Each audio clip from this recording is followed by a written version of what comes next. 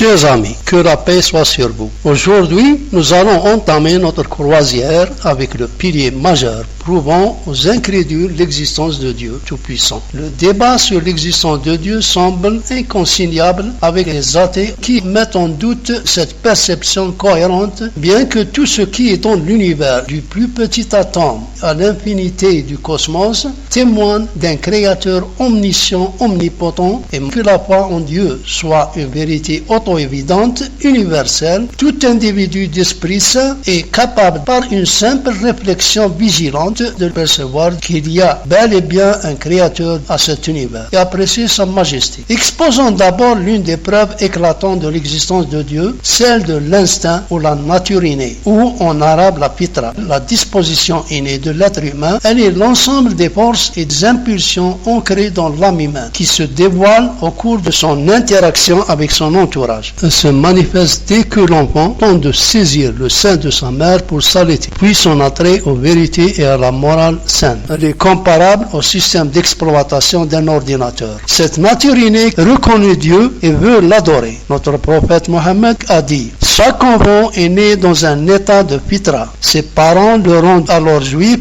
chrétien ou masdéen. Dieu Tout-Puissant a dit, notre Seigneur dit Moussa, est celui qui a donné à chaque chose sa propre nature, puis l'a dirigée. Chapitre Taha, verset 50. Dieu a guidé l'être humain par instinct à 1. Reconnaître que lui et cet univers ont un créateur qui gouverne et préconçoit la marche des choses et ressentir le besoin de ce créateur ainsi que le recours à lui dans les moments d'adversité. 2. S'interroger sur le but de son existence et son destin après sa mort, ce qui constitue la force motrice pour rechercher à comprendre les consignes de son créateur et la mission qui lui a été affectée. 3. L'inclination morale d'un amour inné pour le bien, la justice et la droiture, et la haine du mal, de l'injustice et de la corruption. 4. Avoir le sentiment de libre arbitre qui lui fait choisir ses actions en obéissance au créateur ou en lui désobéissant. Dieu Tout-Puissant a dit, et nous l'avons guidé vers les deux chemins. Chapitre Balad, verset 10. 5. Lutter et aspirer à une vie normale, tant qu'il est en période de probation sur cette terre, comme l'instinct maternel et l'instinct de servir. L'instinct est donc un faisceau inné pour aider l'être humain à agir décemment. Cependant, l'instinct peut être dominé ou ignoré en donnant source d'oreille à son appel propre. Mais toutes les rébellions ne peuvent le supprimer car il préexistait initialement en lui. Il continuera à l'appeler à la raison et peut finalement le rendre à son sens. Dans le cas où la fitra est voilée par des influences extérieures qui peuvent l'empêcher de reconnaître la vérité, un autre élément de l'instinct qui est la tendance à la religiosité lui fera réveiller la fitra et lui rappeler l'existence de Dieu. Les arguments rationnels agissent pour réveiller cette tendance qui est précablée dans le cerveau humain. Cet élément vital, intrinsèque, est enraciné dans l'âme humaine et fait partie de sa composition depuis la naissance de l'homme. Malheureusement,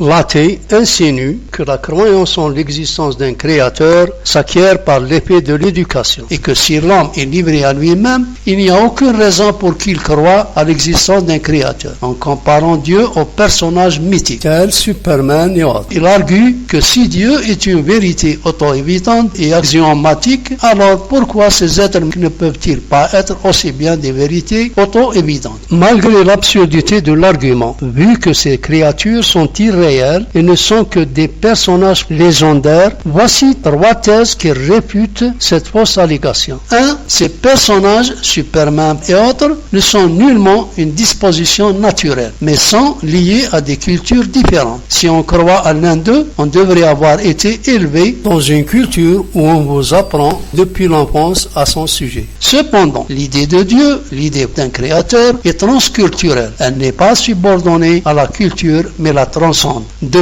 Les croyances axiomatiques et les vérités auto-évidentes ne nécessitent pas de transfert d'informations. Le simple bon sens suffit pour les reconnaître. Pour que je comprenne ce qu'est l'un de ces personnages mythiques, j'ai besoin que l'information me soit confiée. Mais quand il s'agit de l'existence de Dieu, je n'ai besoin d'aucun transfert d'information, que ce soit de la culture ou d'éducation. 3. Les croyances axiomatiques fournissent une base pour une vision universelle cohérente. Elles répondent aux questions qu'on se pose et facilitent les perceptions. Par exemple, l'existence de Dieu explique l'émergence consciente, le fait qu'on a la conscience dans un monde matériel. Elle explique l'existence de vérité morale, objective, et pourquoi les choses se produisent, et par-dessus tout, le dynamisme synchrone de l'ensemble de l'univers et tout ce qui existe. Une croyance en Superman et autres laisse vivre dans des rêves chanteurs. Ainsi, les croyances superstitieuses qui sont transmises de génération en génération n'ont aucune preuve pour leur existence, alors que tous les éléments de la création indiquent l'existence du Créateur, comme nous le montrerons dans cette série, si Dieu le veut. En outre,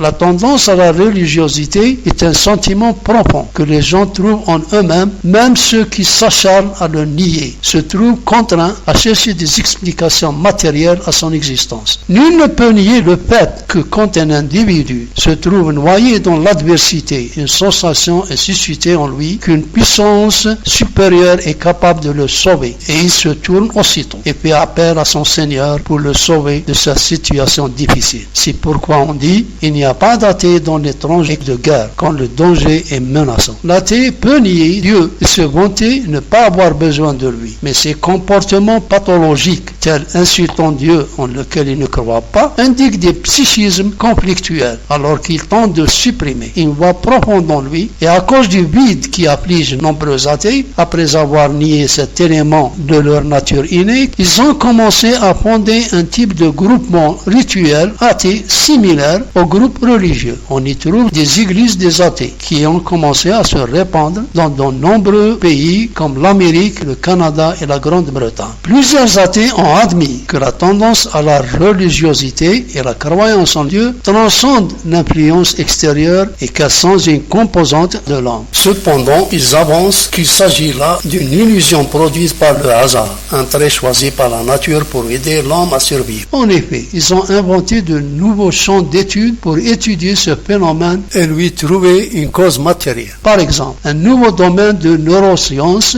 a été créé, la neuroéthologie, consacrée à la recherche du lien entre le système nerveux et le phénomène de la religiosité. Ils sont allés jusqu'à même rechercher le gène responsable de ce phénomène. Des ouvrages sur l'étude de la partie du cerveau responsable de la croyance en Dieu ont été publiés, comme celui du généticien américain Don Hammer, le gène de Dieu, ou celui de Matthew Alpert, la partie croyante du cerveau. Nous dirons aux athées, supposons que vous trouviez des gènes pour la religiosité et tous les autres composants innés, ce qui semble paradoxal. Alors, comment expliquer cet ensemble coordonné et dirigé qui guide les gens à croire en un créateur et à chercher le refuge en lui? N'est-ce pas là une preuve de son existence? En outre, le concept islamique de la fitra, la religiosité et autres composants innés est appuyé et soutenu par des preuves psychologiques, sociologiques et anthropologiques. Voici quelques brefs exemples. Preuves psychologiques. Des études sur la psychologie de l'être humain et l'existence de Dieu ont été menées. Les conclusions montrent que la foi en un Dieu est l'état naturel de l'être humain.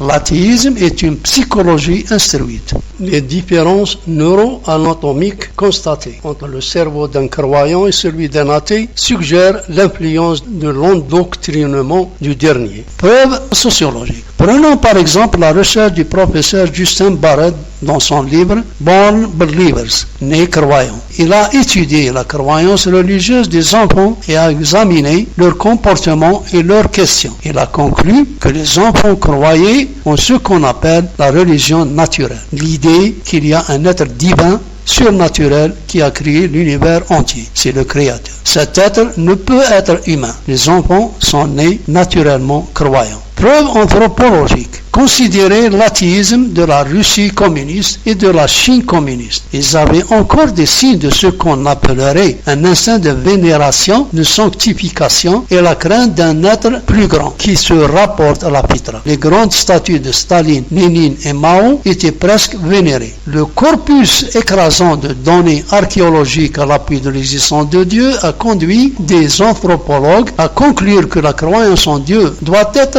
innée et non apprise. Les récentes découvertes scientifiques indiquent que la croyance en Dieu est câblée dans le cerveau et propose que l'homme ait débuté en tant que monothéiste et avec le temps s'est égaré dans le polythéisme. Ce point de vue est étayé par le fait que les tribus dites primitives qui ont été découvertes se sont avérées avoir une croyance en un être suprême. Citant à ce titre le cas des tribus africaines Zoulou et des aborigènes d'Australie. Le concept d'un être suprême unique reste au cœur de la plupart des religions, même si les masses se sont écartées du monothéisme en prenant certains éléments de la création comme des dieux mineurs et qu'intercesseurs. Par ailleurs, l'instinct ou la nature innée peut être observé dans tous les éléments de la création, aussi bien le règne végétal que le règne animal. Chaque espèce se comporte et agit selon son instinct et sa nature innée semée en lui. Son système d'exploitation pour survivre et interagir avec son environnement. Aucune espèce ne trahit son instinct et se comporte différemment à sa nature innée. De ce fait, l'instinct pose un grand problème aux athées. Il constitue pour eux une intervention extérieure d'un pouvoir connaissant transcendant les réactions biochimiques aléatoires. La situation piteuse dont se trouvent les athées est leur incapacité à expliquer la formation de ce paquet d'intuitions déposées dans chaque nouvelle âme qui naît. Certains athées ont admis la situation difficile et que la conception matérialiste